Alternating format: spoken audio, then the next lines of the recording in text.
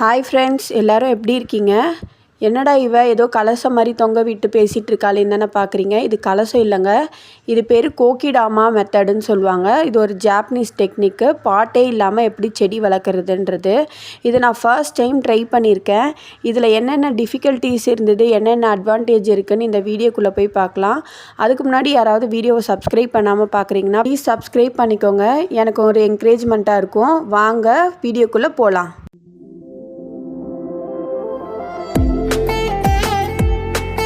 இந்த கோக்கிடாமா செய்கிறதுக்கு என்னென்னலாம் தேவைன்னு பார்க்கலாம். ஏதாவது ஒரு பிளான்ட் எடுத்துக்கலாம். நான் இன்றைக்கி ஸ்னேக் பிளான்ட் எடுத்திருக்கேன்.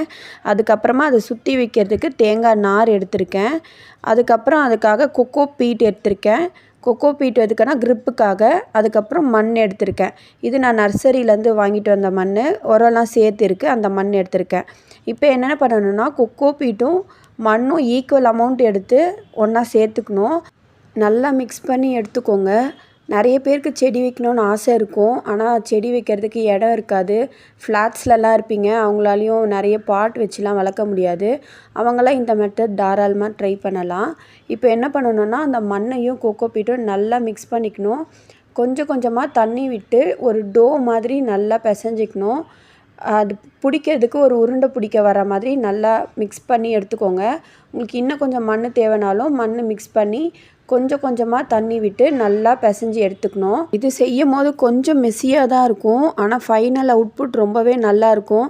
நம்மளா இது செஞ்சோன்ற மாதிரி ஒரு எக்ஸைட்மெண்ட் வரும் நம்மளுக்கு. இப்போ என்ன பண்ணிக்கணுன்னா, அந்த மண்ணை மிக்ஸ் பண்ணியிருக்கோம்ல, அதை பால் மாதிரி பண்ணிக்கணும். உங்களுக்கு எந்த சைஸ் வேணுமோ அந்த சைஸ் பண்ணிக்கலாம். பால் மாதிரி தான் பண்ணணும்னு இல்லை, உங்களுக்கு எந்த ஷேப் பிடிச்சிருக்கோ அந்த ஷேப் பண்ணிக்கலாம். ஆனால் ஸ்டாண்டர்டாக எல்லாம் பால் மாதிரி தான் பண்ணி நான் வீடியோஸ் பார்த்தேன், அதனால் நானும் பால் மாதிரி பண்ணிக்கிறேன். இது நல்லா பெரிய பால் மாதிரி டைட்டாக பிடிச்சிக்கணும். அப்போ தான் அது நல்லா க்ரிப்பாக இருக்கும் செடி வைக்கும் போது. ஒரு பெரிய பால் பண்ணிவிட்டு அந்த பாலை ரெண்டாக உடச்சிக்கணும். அப்போ தான் நம்மளால் செடி வைக்க முடியும். அதுக்காக தான் இப்போ அதை நான் ரெண்டாக உடைக்க போகிறேன். இந்த மாதிரி ரெண்டாக உடச்சி வச்சுக்கணும். அப்போ தான் நடுவில் நம்மளுக்கு செடி வைக்கிறதுக்கு ஈஸியாக இருக்கும். இது நிறைய மெத்தடில் பண்ணுறாங்க. இது ஒரு மெத்தட், இந்த மாதிரி ரெண்டாக உடச்சி பண்ணுறது. அடுத்தடுத்த மெத்தட் நான் அடுத்தடுத்த வீடியோவில் நான் ட்ரை பண்ணி உங்களுக்கு காட்டுறேன் எப்படி இருக்குன்ட்டு. இப்போ நடுவில் செடி வச்சுட்டு அதை அந்த பாலை ஒன்றா சேர்த்து ஒரு பெரிய பாலாக வர வைக்கிறோம். இது வரையும் நல்லா தான் போச்சு. எனக்கு அழகாக பால் மாதிரிலாம் நல்லா தான் வந்தது. நான் கரெக்டாக பிடிச்சி பால் மாதிரி தான் வந்தது. அடுத்த ஸ்டெப்பில் தான் கொஞ்சம் இதுவாச்சு, ஆனால் பார்க்க நல்லா தான் இருந்தது. அது அடுத்த ஸ்டெப் செய்யும் போது நான் உங்களுக்கு காட்டுறேன் என்ன பண்ணியிருக்கேன்னு சொல்லிட்டு. இந்த பால் பண்ணும் போது நம்ம முக்கியமாக பார்க்க வேண்டியது நல்லா டைட்டாக பிடிக்கணும். டைட்டாக இருந்தால் தான் அது நல்லா க்ரிப்பாக இருக்கும். இல்லைனா அது பால் லூஸ் ஆகி உடையிறதுக்கு நிறைய சான்ஸ் இருக்குது. அதனால டைட்டாக பண்ணிக்கோங்க. நெக்ஸ்ட்டு ஸ்டெப் என்னென்னா, நம்ம அந்த தேங்காய் நார் எடுத்து வச்சோம்ல, அதை வச்சு இது ஃபுல்லாக நம்ம அதை கவர் பண்ணணும். அந்த மண் பால் பண்ணியிருக்கோம்ல, அதை நம்ம இப்போ கவர் பண்ணணும். அதுதான் நான் பண்ணிகிட்ருக்கேன். தேங்காய் நார் இதில் தான் எனக்கு கொஞ்சம் சொதப்புச்சு. அந்த தேங்காய் நார் வைக்கும் போது ஒரு சைடு அதிகமாகிடுச்சு, ஒரு சைடு கம்மியாயிடுச்சு. நெக்ஸ்ட் டைப் பண்ணும் போது அதை கொஞ்சம் சரி பண்ணிக்கணும். இப்போ அந்த தேங்காய் நாரை ஃபுல்லாக வச்சு டைட்டாக பிடிச்சிட்டு ஒரு நார்மல் துணி தைக்கிற நூல் எடுத்து ஃபுல்லாக அதை ரோல் பண்ணணும். அது எதுக்காகனா, இந்த க்ரிப் இருக்கிறதுக்காக. அந்த தேங்காய் நார் இருக்குல்ல, அது ஒரு ஹோல்ட் பண்ணி இருக்கணும். எதுக்காக தேங்காய் நார் நம்ம வைக்கிறோன்னா, அந்த ஈரப்பதம் அந்த செடிக்கு நல்லா சஸ்டெயின் பண்ணிக்கும். அதுக்காக தான் இந்த தேங்காய் நார் வைக்கணும். இதில் தேங்காய் நார் தான் வைக்கணும்னு இல்லை, இது ஒரு மெத்தட். தேங்காய் நார் வைக்கிறது ஒரு மெத்தடு. இன்னும் நிறைய மெத்தட்ஸ் இருக்குது. இந்த பாசி வைக்கிறாங்க, துணி வைக்கிறாங்க, கோணி வைக்கிறாங்க, அந்த மாதிரி நிறைய மெத்தட்ஸ் இருக்குது. அடுத்தடுத்த வீடியோவில் அதுவும் நான் ட்ரை பண்ணி போடுறேன், அதெல்லாம் எப்படி வருதுன்ட்டு. இப்போ என்ன பண்ணுறோன்னா, நம்ம நல்லா ஃபுல்லாகவே நல்லா க்ரிப்பாக சுற்றிக்கணும். அந்த எங்கேயாவது கேப் மாதிரி இருந்ததுன்னா எக்ஸ்ட்ராவாக தேங்காய் நார் வச்சு க்ளோஸ் பண்ணிக்கோங்க. முக்கியமாக அந்த மண் வெளியே தெரியாத அளவுக்கு நல்லா க்ளோஸ் பண்ணிக்கோங்க. அப்போ தான் அந்த மண் கரைஞ்சி வெளியில் வராது. இந்த தேங்காய் நார் அந்த மண்ணை ஹோல்ட் பண்ணி வச்சுக்கும். அதனால் எங்கேயாவது கேப் இருந்தால் நல்லா நூல் போட்டு சுற்றிக்கோங்க. சுற்றி முடிச்சுட்டு அப்படியே அதுலேயே டைப் பண்ணிக்கோங்க. இல்லை உள்ளே சொருகி விட்டாலும் அது நிற்கும், ஒன்றும் பிரச்சனை இல்லை. நான் இப்போ லைட்டாக டைப் பண்ணிக்கிறேன்.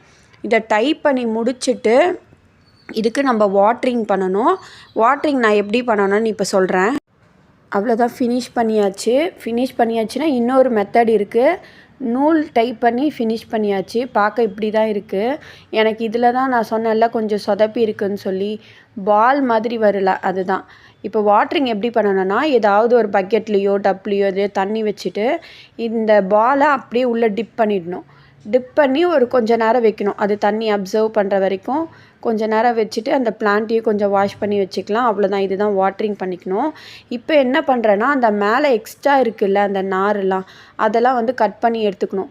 பார்க்கறதுக்கும் கொஞ்சம் ஒரு நீட் லுக் கிடைக்கும். அதனால் இந்த எக்ஸ்ட்ரா இருக்க நாரெலாம் நம்ம கட் பண்ணி எடுத்துடலாம். அதுவும் இல்லாமல் அந்த பிளான்ட்டை வந்து டேமேஜ் பண்ணாமல் இருக்கும். இந்த நார்லாம் மேலே இருந்ததுன்னா பிளான்ட்டை குத்தி பிளான்ட்டை டேமேஜ் பண்ணுறதுக்கு நிறைய சான்ஸ் இருக்குது. அதனால் அதெல்லாம் நம்ம கட் பண்ணி எடுத்துடலாம். கட் பண்ணி எடுத்ததுக்கப்புறமா இப்படியும் வச்சுக்கலாம், இல்லை இதுக்கு மேலே வந்து நூல் சுற்றி டெக்கார் பண்ணியும் வச்சுக்கலாம். அது நான் எப்படி பண்ணியிருக்கேன்னு சொல்லிவிட்டு நான் காட்டுறேன். இப்போ இது இப்படியே பார்க்கவும் ரொம்ப அழகாக இருக்குது.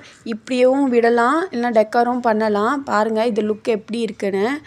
அழகாக அது பாட்டே தேவையில்லை, இதுவே நல்லா ஹோல்ட் பண்ணி வாட்டரிங்கும் ஈஸியாக இருக்கும். நம்ம எங்கே வேணும்னாலும் வச்சுக்கலாம். ரொம்ப அழகாக இருக்கும். அடுத்தது நூல் எப்படி சுற்றணும்னு நான் காட்டுறேன். இந்த மாதிரி ஏதாவது உள்ளன் த்ரெட்டு இல்லைன்னா அந்த சணல் நூல் சொல்லுவாங்கள்ல, அது கூட நம்ம கட்டிக்கலாம். இன்றைக்கி நான் உள்ளன் த்ரெட் எடுத்திருக்கேன். இதுக்கும் ஒரு மெத்தட் இருக்குது. இதுவும் ஒரு நிறைய எப்படி செய்யணுன்றது ஒரு மெத்தட் இருக்குது. இந்த நூல் சுற்றுறதும் நான் அதை பார்த்து கொஞ்சம் ட்ரை பண்ணேன்.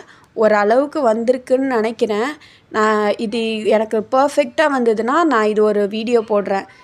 இது எப்படி கரெக்டாக டைப் பண்ணுறதுன்ட்டு நான் ஒரு வீடியோ போடுறேன். இப்போ நான் பார்த்த வரைக்கும் கொஞ்சம் ட்ரை பண்ணியிருக்கேன். அந்த நூல் அதுதான் அப்படியே ஜிக்ஸாக்காக வந்து நம்ம அதை ரோல் பண்ணணும். அந்த பாலை சுற்றி நம்ம ரோல் பண்ணணும், அவ்வளோதான். லாஸ்ட்டாக ஒரு நாட் போட்டுக்கலாம்.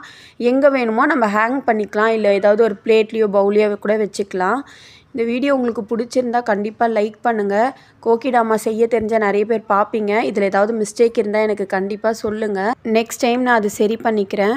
இது யாரும் ட்ரை பண்ணாமல் இருந்தீங்களா, ஒரு வாட்டி ட்ரை பண்ணுங்கள். ஒரு நல்ல எக்ஸ்பீரியன்ஸாக இருக்கும். கார்டனிங் ஸ்டார்ட் பண்ணியிருக்க உங்கள் ஃப்ரெண்ட்ஸ் அண்ட் ஃபேமிலிக்கு இந்த வீடியோ ஷேர் பண்ணுங்கள். அவங்களுக்கு ஒரு ஹெல்ப்ஃபுல்லாக இருக்கும். தேங்க்யூ ஃபார் வாட்சிங்.